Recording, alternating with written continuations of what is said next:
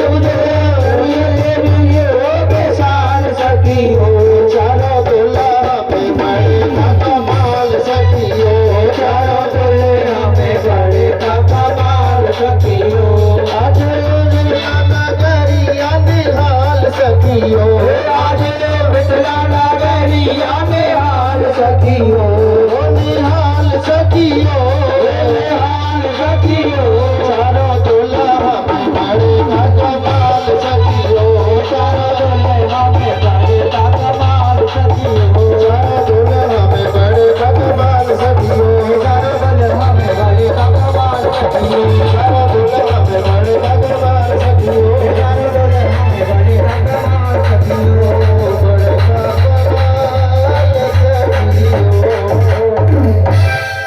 बोलिए सीताराम जी महाराज की।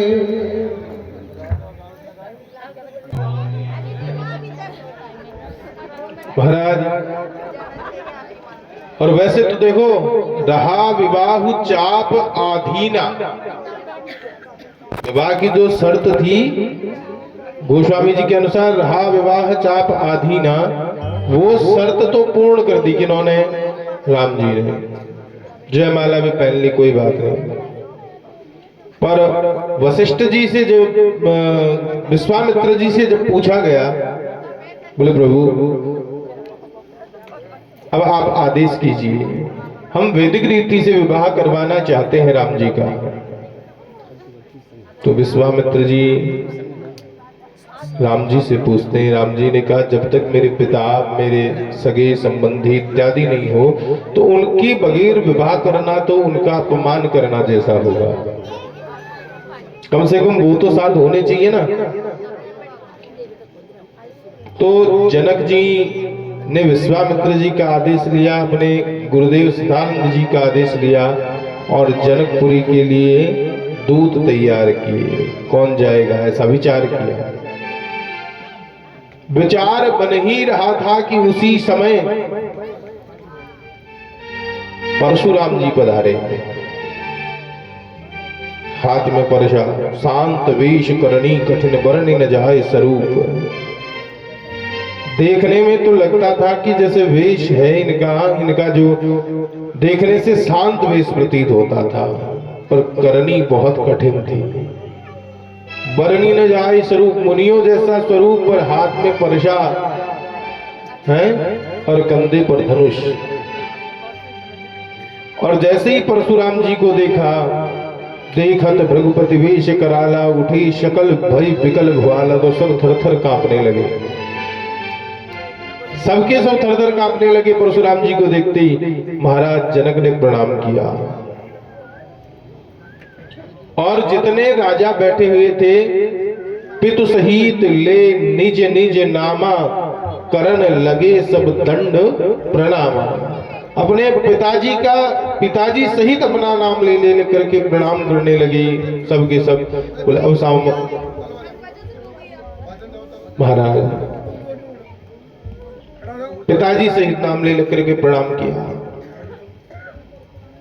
कुछ राजा उनमें थे, वो कह रहे हैं बोले अब पता चलेगा, परशुराम जी आए हैं, अब पता चलेगा धनुष तोड़ने का परिणाम क्या होता है।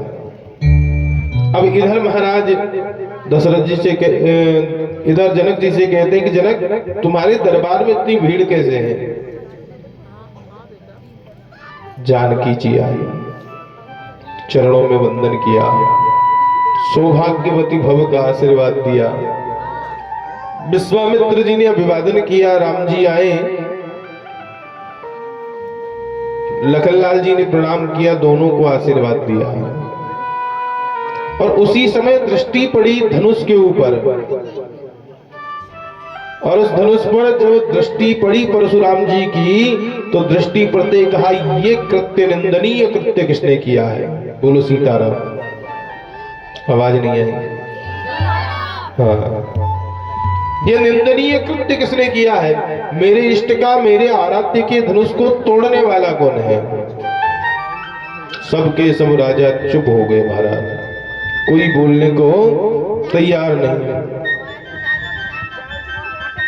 अतिरिक्त बोले वचन कठोरा, कहूं जड़ धन जनक धनुष ते तोरा। मुझे बता जनक, इस धनुष को तोड़ने वाला कहाँ है?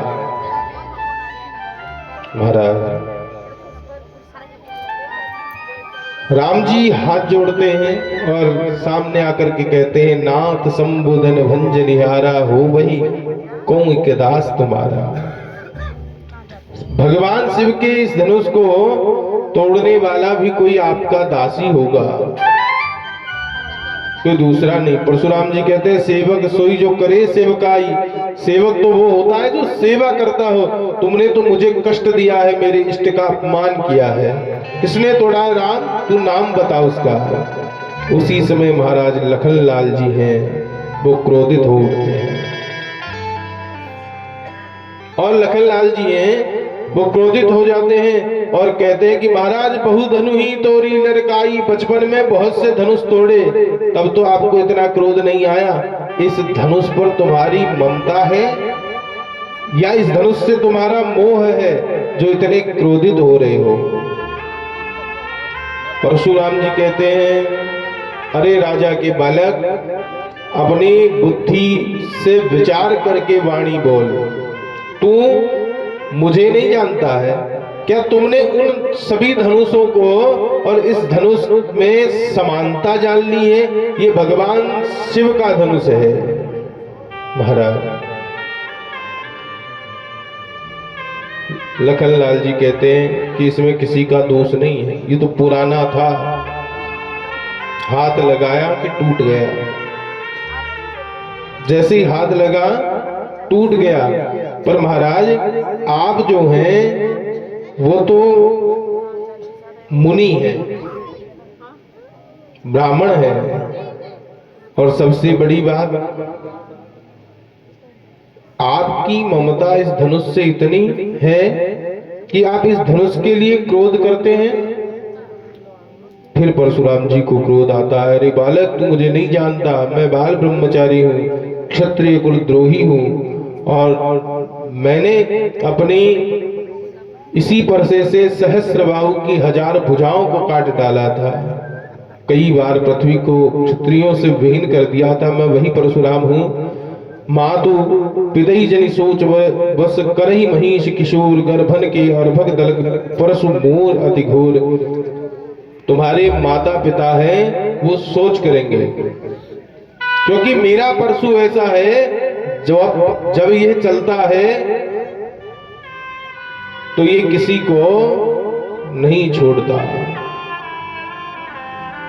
बार बार परशुराम जी अपने परसे को संभालते हैं, बार बार लखनलाल जी की ओर करते हैं। लखनलाल जी कहते हैं कि यहाँ पे ऐसा कोई नहीं है, यहाँ कुमड़ बतिया कहू नाई, मानी कच्चा फल।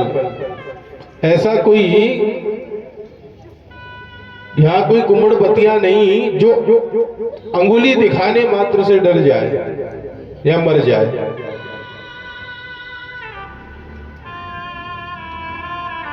तुम्हारी गले में पड़ी हुई उस यज्ञोपवीत को देख करके, तुम्हारे कंधों पर इस जनेऊ को देख करके आप प्रतीत होते ब्राह्मण हैं, इसलिए हम तुम्हारा सम्मान कर रहे हैं। और तुम हो कि क्रोध पे क्रोध किए जा रहे हो। परशुराम जी ने कहा, मेरे सामने से इस बालक को हटाओ। कौन है ये बालक? ये बिना बात के मारा जाएगा। महाराज विश्वामित्र जी से कहते हैं, कौशिक कहूं मंद है बालक। कौशिक कौन है ये बालक? महाराज लक्ष्मण जी बार बार परशुराम जी की ओर बातों को काटते हैं और बार बार परशुराम जी हैं वो क्रोध के आवेश में आ जाते हैं। परशुराम जी कहते हैं, अब मुझे कोई दोष मत देना, मैं अगर मेरा परसा इसकी मृत्यु का कारण बने तो मुझे कोई दोष मत देना। लेकिन उसी समय राम जी आकर के चरण पकड़ लेते हैं, परशुराम जी के चरणों में प्रणाम करते हैं और कहते हैं, बोले नाथ, बालक जो होता है वो जब अपराध भी कर दे तो माता पिता उसे क्षमा कर दिया करते हैं, और आप तो हैं वो आपके सामने लखनलाल है, वो बालक है, आप इसे क्षमादान प्रदान कर दे। परशुराम जी कहते राम तुम बड़े शांत हो, गंभीर हो, पर तुम्हारा भाई है ये शांत नहीं है। अरे ये तो वैसे है जैसे विष रसु भरा कनक घटु, जैसे जैसे सोने के घड़े में जहर भरा हो। महाराज राम जी कहते हैं कि जैसे बालक बचपन के अंदर बड़ी चपलता करते हैं, पर गुरु माता पिता उनकी उसी चपलता को देख करके प्रसन्न चित्त हो जाते हैं, आनंद से भर जाते हैं। इसलिए हे भगवान आप भी लखन को छोटा बालक जान करके क्षमा कर दीजिए। महाराज पर जैसे ही लखन जी की ओर देखा परशुराम जी ने तो लखन जी हंस दिए, और जैसे ही हंसा महाराज परशुराम जी फिर से क्रोधित हो गए। लक्ष्मण जी हंस करके कहते हैं कि हे मुनि, क्रोध जो है वो पाप का मूल है। लखन कयऊं हंसी सुनहु मुनि, क्रोध पाप कर मूल। क्रोध पाप का मूल है, और उस क्रोध के वशीभूत होकर के मनुष्य अनुचित कार्य कर दिया करता है। इसलिए आप अपने क्रोध को शांत कीजिए। हे मुनीश्वर आप क्रोध को त्याग दीजिए। ये टूटा हुआ धनुष आपके क्रोध करने से जुड़ने वाला नहीं है। और महाराज जब परशुराम जी और लखनलाल जी के संवाद को सुना तो पूरी नगरी के जो लोग हैं वो थर-थर कांपने लगे। छोट कुमार खोट बड़ी भारी, ये छोटा राजकुमार जो है ये बड़ा खोटा है। महाराज राम जी परशुराम जी के पास जाते हैं, बोले प्रभु तुम्हारी और हमारी समता क्या है? तुम्हारी और हमारी समानता ही क्या है? ये तो आपका वेश देख करके किसी को भी भ्रम हो सकता है, संशय हो सकता है। आप ब्राह्मण हैं, आपकी यज्ञोपवीत देख करके लगता है कि आप ब्राह्मण हैं, परंतु आपके अस्त्र शस्त्रों को देख करके लगता है कि आप क्षत्रिय हैं। और बालक अगर आपके प्रभाव को जानता तो क्या वो आपसे इस प्रकार से बात करता? इसलिए नाथ उसे क्षमा कर दीजिए। और रही बात ये कि तुम्हारी और हमारी बराबरी नहीं है, क्योंकि राम मात्र लघु नाम हमारा। राम जी कहते मेरा तो छोटा सा नाम है राम, पर आपका तो नाम ही बहुत बड़ा है। परशु सहित बड़ नाम तुम्हारा, तुम्हारे नाम के आगे तो परशु भी लगता है।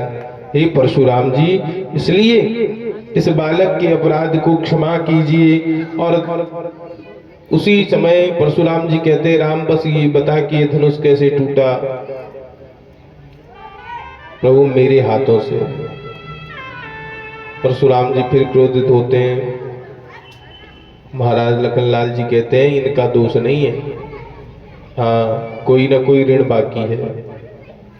पहला ऋण तो इन्होंने अपने माँ का सर धड़ से अलग करके पितृ ऋण चुका दिया, हाँ, और अब मातृ ऋण बाकी रह गया जो हमारे मत्थे मढ़ रहे हैं, यहाँ आकर के क्रोध कर रहे हैं।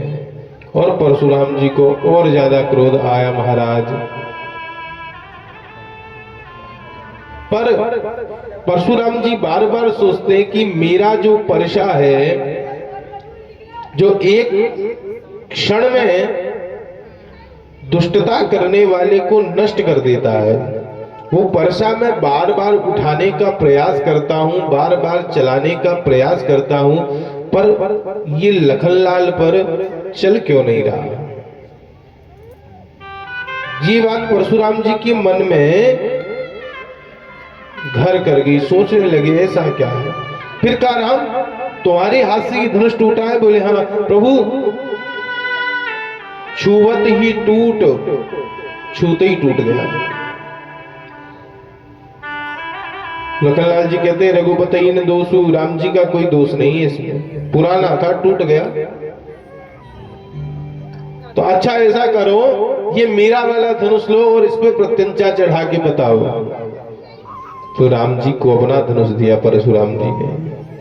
प्रत्यंचा राम जी ने उस धनुष के ऊपर चढ़ाई और जैसे ही प्रत्यंचा चढ़ा करके बाण का संधान किया तो परशुराम जी ने हाथ जोड़ लिए, प्रभु पहचान गया मैं, आप जगत नियंता नारायण हैं, आप साक्षात नारायण हैं, मैं आपको यो जान गया हूं। भगवान कहते परशुराम जी मैंने बाण का संधान कर लिया, अब बताओ इस बाण से मैं क्या करूं। मेरा बाण दोबारा तरकस में नहीं जा सकता जब तक लक्ष्य का भेदन ना कर दे। इस बाण का मुझे क्या करना चाहिए। प्रभु अगर आपको ये बाण चलाना ही है तो मेरी कीर्ति पे चलाइए, क्योंकि जिस कीर्ति को, जिस प्रशंसा को सुनकर के व्यक्ति को अभिमान आ जाता है, ऐसी कीर्ति को भगवान श्री राम के बाण से नष्ट कर देना चाहिए ताकि कभी भी अभिमान ना हो। हे प्रभु मेरे द्वारा किए गए पुण्य जो हैं, उन पुण्यों से जो जो लोक मुझे प्राप्त हो, मुझे उन किन्हीं भी लोगों की आवश्यकता नहीं है, इसलिए आप इस बाण को उन लोगों के ऊपर चलाइए। महाराज राम जी से विदा लेकर के परशुराम जी है वो चले जाते हैं। क्षत्रिय से विहीन करने के बाद पृथ्वी परशुराम जी महेंद्र पर्वत पर रहते हैं, रात्रि विश्राम वही करते हैं हमेशा, इसलिए अपने महेंद्र पर्वत पर जाकर के पुनः तप करने लगते हैं। और इधर से जनकपुरी से दूत है वो अयोध्या जाते हैं। अयोध्या जाकर के राजा दशरथ जी से के सामने पत्रिका बाज करके सुनाते हैं। अब तो महाराज दशरथ बड़े प्रसन्न चित्त हो गए, सभा के सभी लोग प्रसन्न चित्त हो गए। दशरथ जी ने दूतों के हाथ से पत्रिका ले ली और स्वयं पढ़ी उस पत्रिका को, और फिर दीन ही दूत निछावरी लागे, दूतों को न्योछावर देने लगे। दूतों ने कहा नहीं नहीं, ये तो आप उल्टा काम कर रहे हो, हम कैसे ले सकते हैं।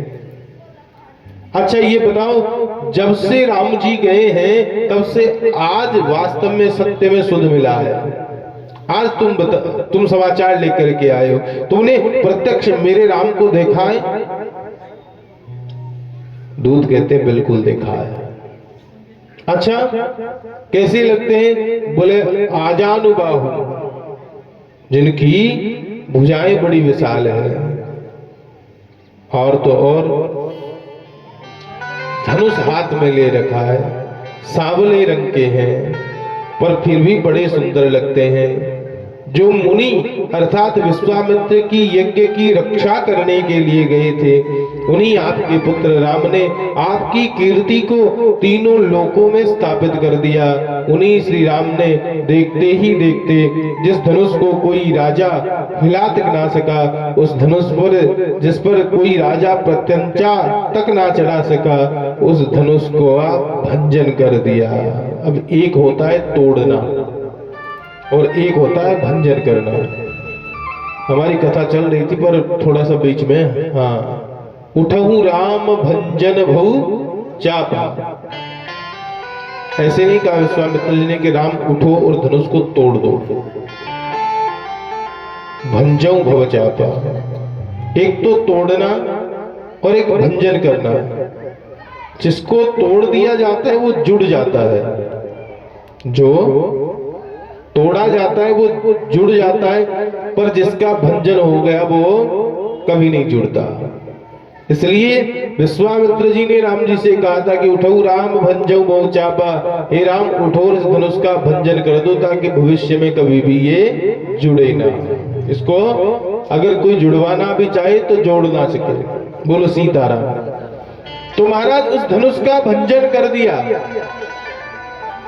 और तो क्या बताऊं, परशुराम जी जैसे ही पधारे वो ही अपना अस्त्र राम को प्रदान करके चले गए। ऐसी कीर्ति है तुम्हारे पुत्रों की। दशरथ जी प्रसन्नचित्त हो गए, दौड़े दौड़े सीधे गुरुदेव वशिष्ठ के पास में गए। वशिष्ठ जी को पत्रिका दिखाई, रनिवास में आए, अपनी रानियों आदि को पत्रिका दिखाई। सब प्रसन्नचित्त हो गए और बारात लेकर के जाने की तैयारी करने लगे। दिन निश्चित किया गया और महाराज बारात की तैयारी होने लगी।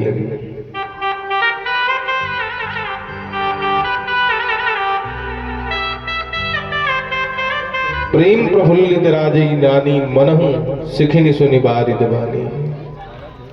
और जो लोग व्यक्ति जो लोग बारात में जाने वाले हैं वो सब अपने अपने वाहनों को सजा करके तैयार कर लेते हैं। सुंदर रथ जिन पे गुरुदेव वशिष्ठ विराजमान है, महाराज दशरथ विराजमान है, और भी अन्य जो सामंत है, वो सामंत विराजमान है।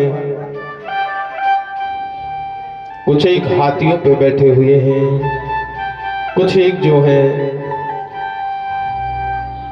शत्रुघ्न भरत जैसे राजकुमार घोड़ों पर बैठे हैं और बारात जाने के लिए उद्यत हो जाती है। और जैसे ही बारात प्रस्थान करने को होती है तो सामने से मंगल द्रव्य लेकर के सुहागिन स्त्रियां मिलती है। ये सगुन है। ब्राह्मण वेद की पोथी लेकर के मिलता है महाराज। हाँ, ये सगुन हुआ। और सारी सगुन देख करके बारात को वशिष्ठ जी जो है वो आदेश देते हैं ले जाने का। बारात जैसे ही रवाना होती है तो लोमड़ी बार बार सामने आकर के दर्शन देती है। ये भी शुभ सगुन है। गाय जो है वो अपने बछड़े को दूध पिलाते हुए मिलती है। ये भी शुभ सगुन है। क्षेम करी कह क्षेम विशेषी श्यामा बाम तरु पर देखी। सफेद सिर वाली चील जो है, सफेद सिर वाली चील जिसे शुभ माना जाता है, उसके दर्शन होते हैं। कोयल बाईं और पेड़ के ऊपर अपने स्वर में गायन कर रही है, वो सुनाई पड़ती है। ये सारे मंगल जो भी सगुन हैं वो सबके सब बारात को होते हैं। बारात वहां से प्रस्थान करती है। रास्ते में जनक जी ने पूरी व्यवस्था कर रखी है। रास्ते में जनक जी ने सारी व्यवस्थाएं कर रखी महाराज। हाँ,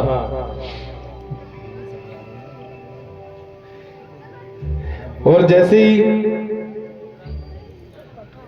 बारात है वो मिथिला नगरी में पहुंचती है, बड़ा आव भगत होता है।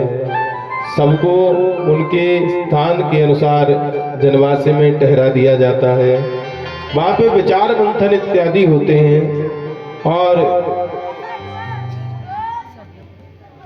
फिर सबका विचार एक बनता है महाराज। क्या कि 2 राजकुमार आपके ये हैं, 2 ये हैं, तो क्यों ना चारों राजकुमारों का विवाह संपन्न करवाया जाए। राम जी ने कहा हम अकेले विवाह नहीं करेंगे, हम जन्मे संग संग सब भाई, सारे के सारे भाई साथ साथ जन्मे हैं और सारे के सारे भाई एक साथ पढ़े हैं, तो विवाह में अकेला क्यों। तो राम जी की बात पर सारे भ्राताओं का विवाह निश्चित हुआ और सारे के सारे जो भ्राता हैं वो दुल्हा बने। सबके सब भ्राता दुल्हा बने और सुंदर मंडप सजाया गया महाराज, और उस मंडप में भगवान श्री राघवेंद्र सरकार और मैया जानकी, लखन भैया, उर्मिला मैया, भरत भैया, मांडवी मैया और शत्रुघ्न भैया और श्रुति कीर्ति, सभी मंडप की ओर जा रहे हैं। इधर जब दुल्हा सरकार मंडप की ओर जाने लगे चारों, तो जनकपुर की जो सखियां हैं वो कहती है कि इनको विवाह करने की बड़ी जल्दी है, इनको विवाह करने की बड़ी जल्दी है। तो जैसे ही दुल्हाओं ने सुना तो आप धीरे धीरे चलने लगे।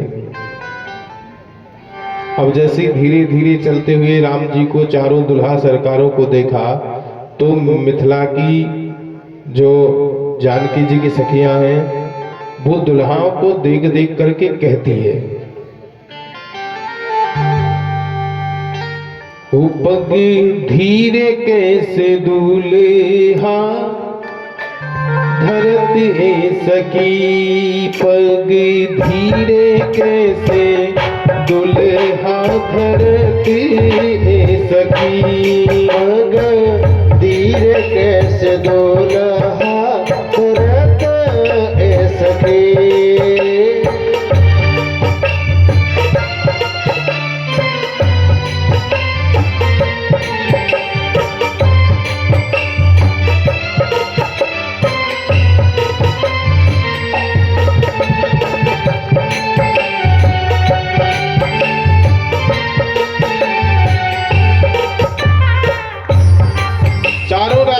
दुल्हा सरकार बने हैं।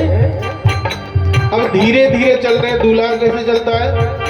बिल्कुल आराम आराम से चलता है।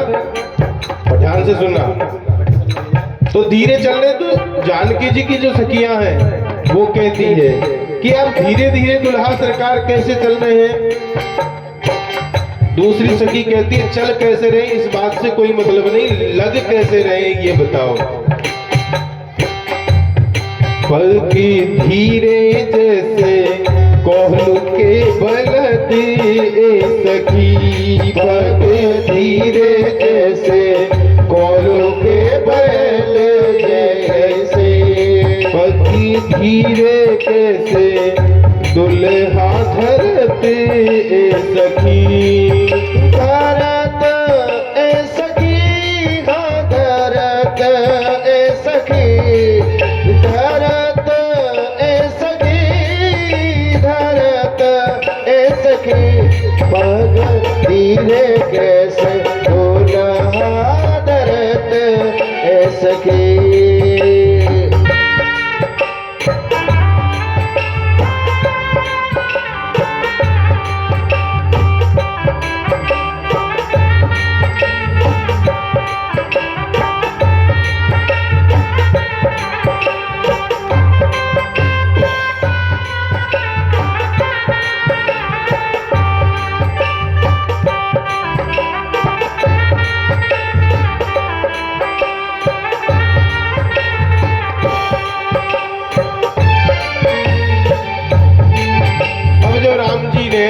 चारों दुल्हा सरकार ने सुना, सुनाई दे रहा? जब चारों दुल्हा सरकार ने सुना कि धीरे कैसे चल रहे हैं, तो जल्दी जल्दी चलने लग गए। जल्दी जल्दी चलने लग गए। तो फिर से जनकपुर की सखियां कहती है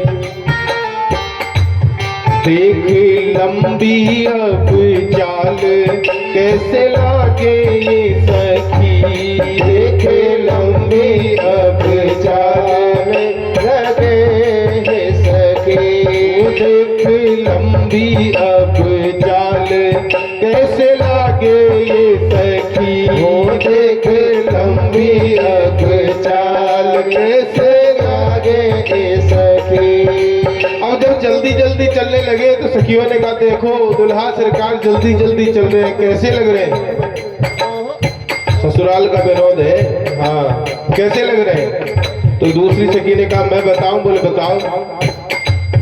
जैसे बंधन से छूटी अजी भागे सखी, जैसे बंधन से छूटी अज भागे सखी। कैसे लग रहे हैं? बोले जैसे बंधन से छूट करके अजमानी बकरा हाँ भाग जाता है, वैसे लग रहे हैं। एक सखी ने कहा इनको अज नहीं कहना चाहिए था, क्योंकि अज जो है वो इनके आजा है। मानी? बोले दादा। दशरथ जी इनके पिता और अज कौन है? बोले दादा। तो आपको इनको अज नहीं कहना चाहिए था। तीसरी सखी ने कहा अज का मतलब कोई इनके दादा से ही मतलब नहीं है, तो फिर क्या तुम इनको बकरा बना दिए? बोले बिल्कुल नहीं। तो बोले अज का मतलब होता है अजन्मा। क्या ये अजन्मे नहीं है? अच्छा, अज का दूसरा मतलब क्या होता है? बोले माया। तो जैसे माया से छूट करके भाग रहे हो। अच्छा, अब जानो दुल्हा सरकार ने जब सुना तो बोले अब चलेंगे ही नहीं, खड़े हो गए एक ही जगह, बिल्कुल नहीं हिलने वाले, चलने वाले नहीं है। सखी ने कहा बोले अब कैसे लग रहे? कैसे लागे अब अंगना में ठाड़े सखी, जैसे लागे अब अंगना में ठाड़े सखी। अब कैसे लग रहे हैं? बोले अंगना में खड़े खड़े। सखी कहती बताऊं? बोले हाँ। जो सुवर्ण नील मणि खंभ गाड़े ये सखी, जो सुवर्ण नील मणि खंभ गाड़े सखी। कैसे लग रहे हैं? बोले ऐसे लग रहे हैं। राम जी कैसे? बोले बिल्कुल नीले। तो जैसे राम जी हैं वैसे के वैसे कौन है? बोले भरत जी। उनका स्वरूप कैसा है? बोले वो बिल्कुल नीला। अच्छा, तो लखनलाल जी कैसे? बोले बिल्कुल गोरे। और शत्रुघ्न जी बोले वो भी बिल्कुल गोरे। तो ऐसे लग रहे हैं जैसे दो खंबे नीलमणि के गढ़े हैं और दो खंबे सोने के। दो खंबे नीलमणि के गढ़े और दो खंबे काय के गढ़े? सोने के। राम जी ने कहा ये तो बहुत बड़ी बात हो गई। फिर एक सखी कहती है तो गलत बात है, क्योंकि आपने इनको खंबे की उपमा दी है। खंबा जो है वो तो बिल्कुल निर्जीव होता है और ये तो सजीव है।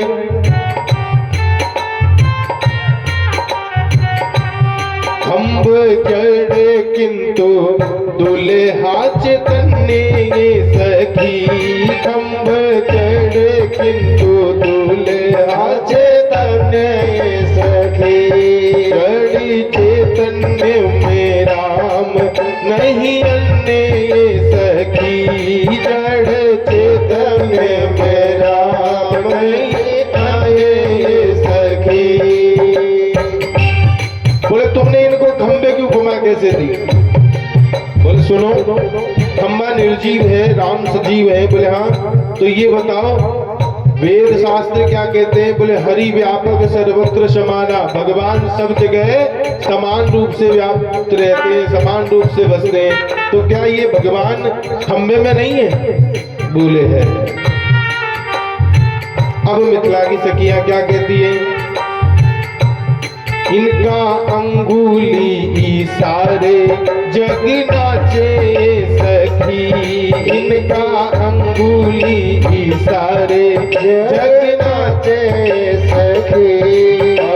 बोले पूरी दुनिया को नचाते हैं अपनी अंगुली के इशारे पर आज हमारे चक्कर में आई है, इसलिए हम क्या करेंगे? बोले इनको नचाएंगे। हाँ, पूरी दुनिया को नचाते ना, आज हमारे चक्कर में आए हैं इसलिए नचाएंगे। राम जी ने घबरा गए, हम तो कभी नाचे नहीं, आज नाचना पड़ेगा तो क्या करेंगे? अच्छा, कोई बचने का तरीका हो? लखनलाल जी ने पूछा। बोले बिल्कुल नहीं। अब आप बीनू नाचे कैसे बाजे ये सखी, अब आप बीनू नाचे कैसे बाजे ये सखी। बोले भक्त भी पूछते हैं, बोले प्रभु आप जिस अंगुली इशारे से पूरी दुनिया को नचाते हो उससे कुछ बचने का रास्ता है, आप कहते हो बिल्कुल नहीं है। तो जब आप आज हमारे यहाँ आए हो तो हम तुम्हें नचाएंगे, अब बचने का रास्ता कोई नहीं है। तो क्या करते हैं राम जी और चारों दुल्हा सरकार, बोले हाथ में रुमाल ले रखी उसको मुंह पे रख लेते हैं, हंसी आती है उनको इसलिए मुंह पे रख लेते हैं। दुल्हा मुस्कुराते मुख दे रुमाल सखी, दुल्हा मुस्कुराते मुख दे रुमाल सखी। साथी देखी देखी नारायण निहाल सखी, झांकी देखे देखे नारायण निहाल सखी।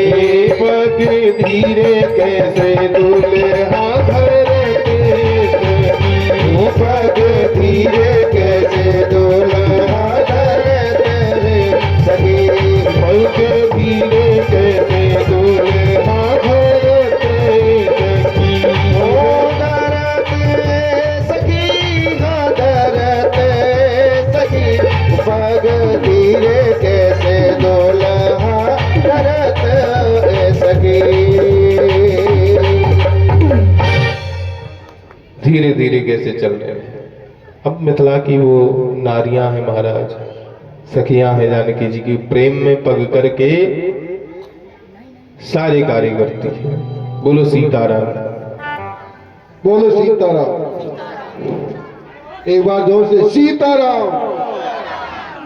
एक विशेष सहयोग 5100 रुपए, 5100 रुपए जितेंद्र जी फलोड़ की तरफ से भागवत कथा में भेंट होते हैं। एक बार तालियां। 5100 रुपए जितेंद्र जी फलोड़ की तरफ से भागवत कथा में भेंट होते हैं। 1100 रुपए पुरुषोत्तम जी पुजारी इनकी तरफ से भागवत कथा में भेंट होते हैं। 500 रुपए प्रभु जी पारिक, 500 रुपए बुद्धि प्रकाश जी टटेरा, 100 रुपए नवरत्न जी बरोदिया, 100 रुपए नारायण जी ताकर इनकी तरफ से भागवत कथा में भेंट होते हैं। वो जय सीताराम, जय सीताराम। महाराज चारों दुल्हा सरकार मंडप में जाकर के विराजमान होते हैं और मंडप में चारों दुल्हा सरकार का विवाह वैदिक रीति से संपन्न होता है। वैदिक रीति से संपन्न विवाह करवाते हैं ब्रह्मा जी, और वहाँ के जो विद्वान ब्राह्मण हैं वो चारों दुल्हा सरकार का विवाह वैदिक रीति से करवाते हैं। और पूरी जनकपुर है वो प्रसन्न चित्त है, सबके सब मंगलमय, और उस पावन दृश्य को देख करके अभिभूत हो गए हैं राम जी की विवाह की कथा। और आप भी नृत्य करके आराम से राम जी को रिझाओ, और आज की कथा को यहीं विराम देंगे। कल ससुराल में क्या क्या हुआ राम जी के संग हैं वो कथा करेंगे फिर। आए बराती अपरंपार, फिर जुड़ी है जनक के द्वार। आए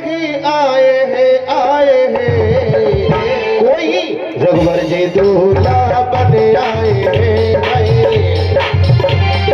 बन आए हैं रघुवर जी दूल्हा बन आए हैं, रघुवर जी दूल्हा बन आए हैं।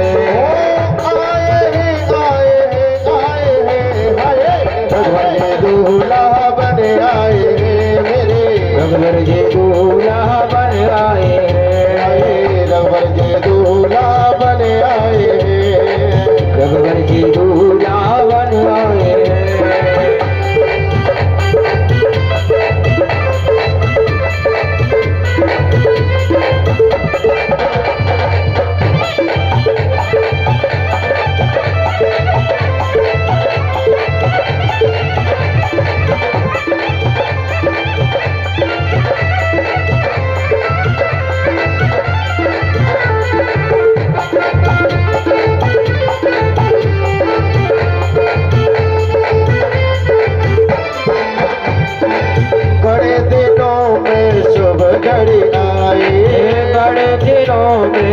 घड़ी आए, घर घर बाज रही सहनाई, घड़ी घड़ी बाज रही सहनाई। बड़े दिनों में शुभ घड़ी आई, बड़े दिनों में शुभ घड़ी आई। घर घर बाज रही सहनाई, लाला घर घर बाज रही सहनाई। ब्रह्मा और शंकर बराती बने आए हैं, ब्रह्मा और शंकर बराती बने आए हैं। डमरू बजा के भोले नाचे और गाए हैं, डमरू बजा के भोले नाचे और गाए हैं। ओ आए हैं आए हैं आए हैं, कोई दूल्हा बने आए हैं, मेरे राघव जी दूल्हा बन आए हैं, रघुवर जी दूल्हा बन आए हैं, राम जी दूल्हा बन आए हैं। आए बराते अब रब्बा फिर जुड़े हैं जन्म के बाद। आए हैं आए हैं आए हैं हाय, रघुवर जी दूल्हा बन आए हैं, मेरे राम जी दूल्हा बन आए हैं, रघुवर जी दूल्हा बन आए हैं, राम जी दूल्हा बन आए हैं। सभी भक्तजन अपने यथास्थान खड़े हो जाए। सभी माता नाच के खड़े कर रहे हैं। आए बराते अब रब्बा फिर जुड़ी है जन्म के बाद। आए बराते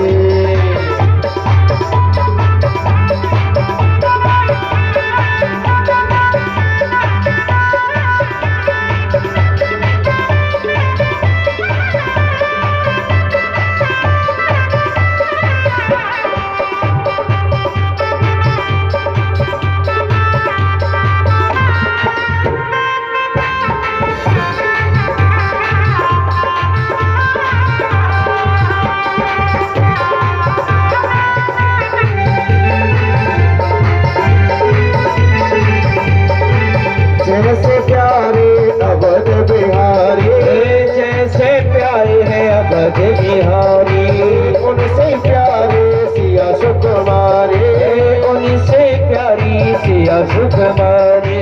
जैसे प्यारे अवध बिहारी, जैसे प्यारे अवध बिहारी, उनसे ही प्यारे सिया सुकुमारी, उनसे भी प्यारी सिया सुकुमारी। और तूफानी दिल में पुकारे हैं, और दिल से पुकारे हैं। ये जोड़ी जब तक चंदा सितारे हैं, ये जोड़ी ये जब तक चंदा से सितारे हैं। ओ पाए हैं पाए हैं पाए हैं, गुरबर से पाए पाए हैं, गुरबर से पाए पाए हैं, मैंने दूल्हा आए हैं।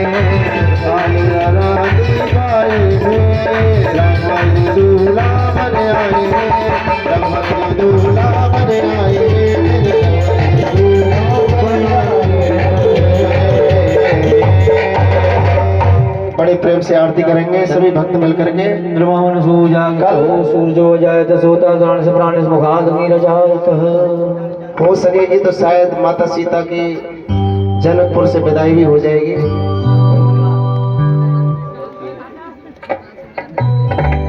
बड़े प्रेम से कल भगवान की बड़ी सुंदर सुंदर जनकपुर की लीलाओं का आनंद लेंगे। अयोध्या की लीलाएं जैसी हैं वैसी ही जनकपुर की लीलाओं का आनंद लेंगे।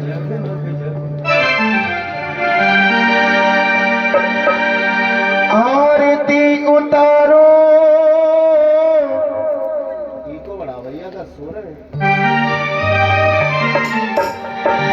तन मन मारो, अवध बिहारी तेरी आरती उतारो, अवध बिहारी तेरी आरती उतारो। आरती उतारो मैं तन मन मारो, आरती उतारो मैं तन मन मारो, अवध बिहारी तेरी आरती उतारो, अवध बिहारी तेरी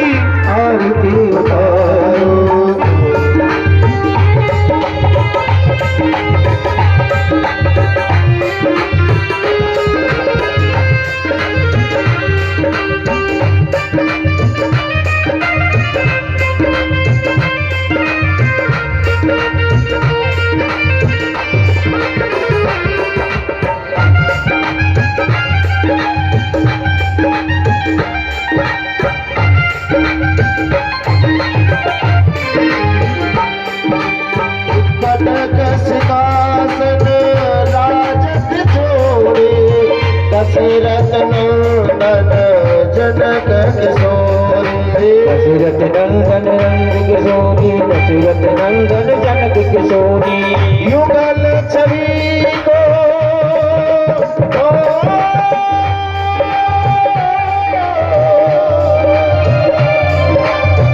युगल छवि को मैं सदा ही निहारूं अवध बिहारी तेरी आरती उतारूं हे राजा राम तेरी आरती उतारो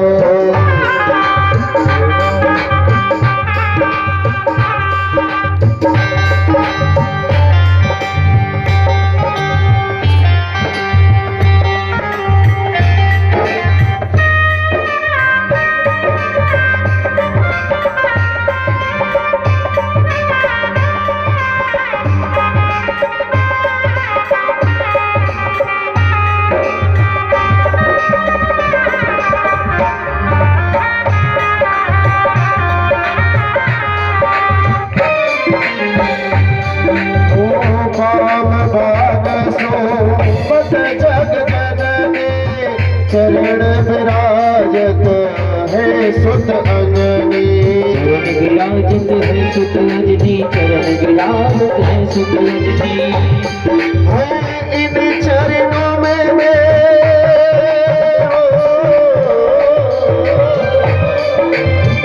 इन चरणों में मैं जीवन वारूं अवध बिहारी तेरी आरती उतारूं अवध बिहारी तेरी आरती उतारो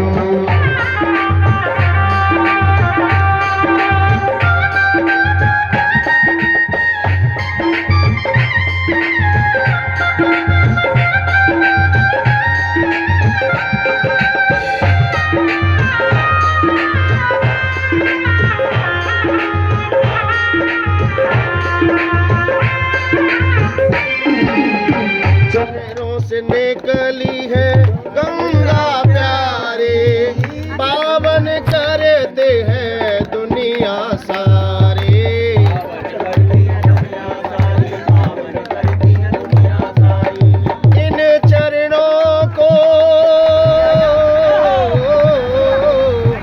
इन चरणों को मैं सदा ही पधारूं हे राजा राम तेरी आरती उतारूं हे राजा राम तेरी आरती उतारूं हे आरती हनुमत के मन भावे राम कथा नित शिव जी गावे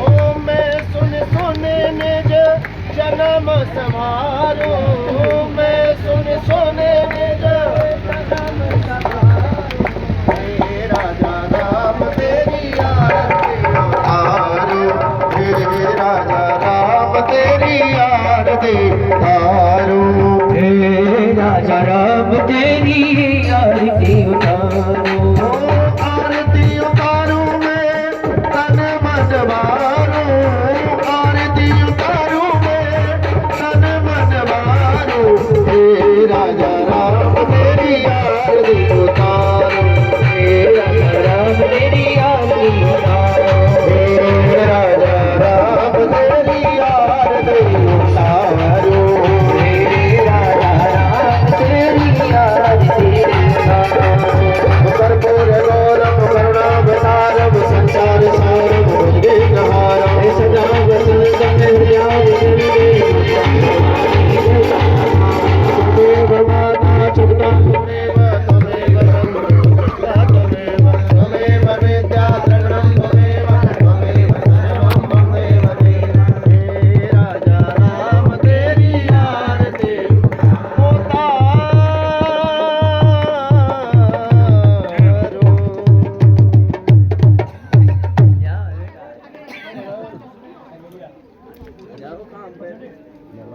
शांति ओखदयः शान्तिः वनस्पतयः शान्तिः देवाः शान्ति ब्रह्म शान्तिः सर्वतो शान्तिः शान्तिः श्यामा शान्तिः